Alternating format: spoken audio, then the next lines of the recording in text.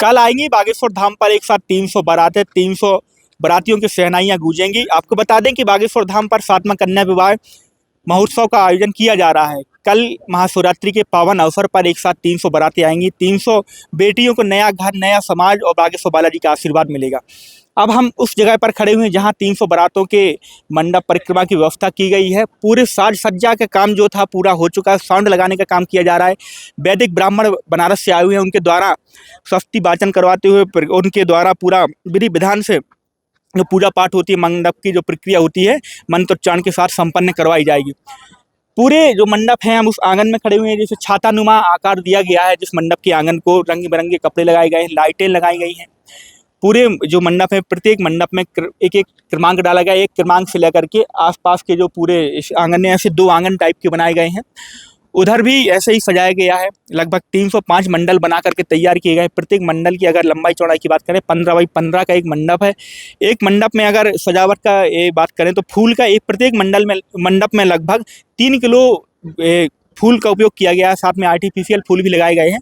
लगभग 9 क्विंटल फूल से इस पूरे मंडप को एक नया आकार दिया गया है। साज सज्जा की गई है। बारातों का आना भी लगातार जारी है। जो दूर के बाराती थे, जो दूर के वर वधू पक्ष के लोग थे, वो कल ही पहुंच गए थे। कल हल्दी का कार्यक्रम भी यहाँ पर संपन्न हुआ। आज मेहंदी का कार्यक्रम चल रहा है। यहाँ पर लगभग 350 से अधिक सेवादार लगे हुए हैं। जैसे जो मंडप क्रमांक 4, 5 हैं, तो इनके प्रत्येक मंडप का एक प्रभारी बनाया गया है। उस प्रभारी की जिम्मेदारी है उन बारातियों को रिसीव करना, उन वर वधू पक्ष को रिसीव करना, उन्हें उनकी अगवानी करने से लेकर के उनके प्रस्थान करने तक की जिम्मेदारी उस प्रभारी की है। नाश्ता, उन्हें मंडप, उन बेटियों को मंच तक ले जाना, उनकी वरमाला का जो भी है पूरे उन प्रभारियों को दायित्व सौंपे गए हैं। दमोह और अभी तक जहाँ जानकारी, पांडुना और छिंदवाड़ा के मंडल की ड्यूटी लगाई गई। हो सकता है उनकी संख्या बढ़ा दी जाए। पूरे मंडप अलग अलग प्रभारी के हैंडओवर किए गए हैं। उनके कार्ड हैं प्रभारियों के। उन प्रभारियों का ही काम है कि बरमाला बेटी को श्रृंगार घर से बरमाला तक ले जाने, बरमाला से वापस मंडप तक ले जाने का काम उन्हीं प्रभारियों तक का है। और जो उपहार सामग्री उन्हें दी गई है, जो वर वधू पक्ष को उपहार सामग्री धाम से दी गई है, उन सामग्रियों को यथावत उनके हाथ में सौंपना उन्हीं मंडप वालों का काम दिया गया है। दमोह मंडल के यहाँ पर कुछ सेवादार बैठे हुए हैं। उनको कार्ड देने का काम उनके प्रभारी कर रहे हैं। महिला सेवादार भी हैं, पुरुष सेवादार भी हैं। प्रत्येक मंडप में लगभग 5 से 7 फॉर्म के गद्दे बिछाए गए हैं। उनके जो कार्यक्रम हो उस दौरान घर परिवार वाले 10 से 15 लोग एक मंडप में बैठ सकें।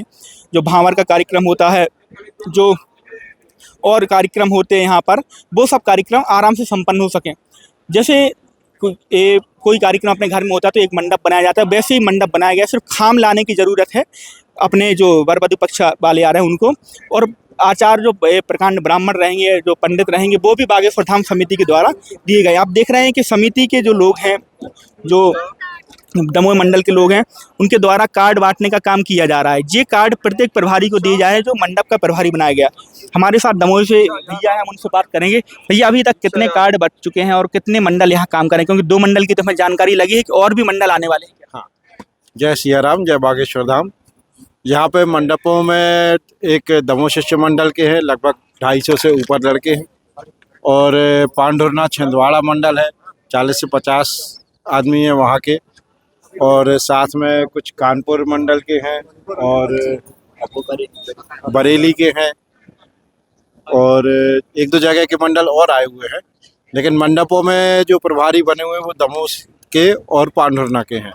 तो इन जो आप कार्ड बांट दे रहे हैं, सील लगा रहे हैं, इनका क्या क्या प्रभाव रहेगा? कहाँ इसकी जो कार्ड कहाँ दिखाना पड़ेगा? किसको कार्ड दिया जा रहा है? ये कार्ड जो हमारे 1 से 302 मंडप जो बने हुए हैं, 1 नंबर से 302 मंडप तक के सभी प्रभारी, एक प्रभारी हर मंडप पे रहेगा। वर वधू जो आएंगे उनको सुबह आने से जो अभी आ चुके हैं उन तक को अटेंड करना, उनके चाय नाश्ते की, खाने पीने की पूरी व्यवस्था, उनकी कहाँ पे क्या करना उनको गाइड करना पूरा।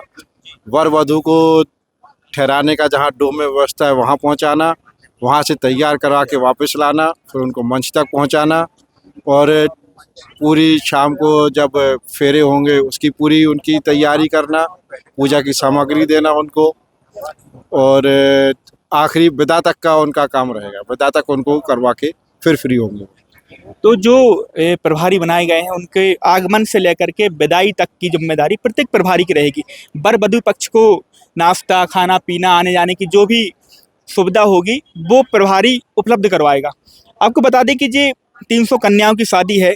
जब भी कोई बड़ा आयोजन होता है भारत देश में, जैसे अभी किसी उद्योगपति की लड़के की कुछ टाइम पहले शादी हुई थी, ऐसी तैयारियां उधर पे नजर आ रही थी। लेकिन ये किसी उद्योगपति की लड़की या लड़की की नहीं, सामान्य गरीब घराने की लड़कियों की शादी है, जिनके ना तो खाने की व्यवस्था थी, ना उनके पास परिवार था। कई लड़कियां ऐसी हैं ना उनके माता पिता थे, ना उनके पास ऐसे कोई साधन थे कि वो अपने स्वयं का भरण पोषण कर सके। मजदूरी करके खाना पीना खाती थी, कभी कभार भूखी भी सोई कई रात में। लेकिन अब उनके ऊपर बागेश्वर बालाजी की कृपा हुई, उनका चयन हुआ, इतने भव्यता से उनकी शादी हो रही कि भारत देश में हमें लगता है किसी व्यक्ति की इतने भव्यता से शादी हुई हो कि राजपीठ, व्यासपीठ, फिल्म जगत, सभी फील्ड के लोग आ रहे हैं, आशीर्वाद दे रहे हैं। लाखों लोग उनके जो खाना चल रहा है, जो खाना भंडार प्रसाद चल रहा है, वहाँ प्रसाद पा रहे हैं।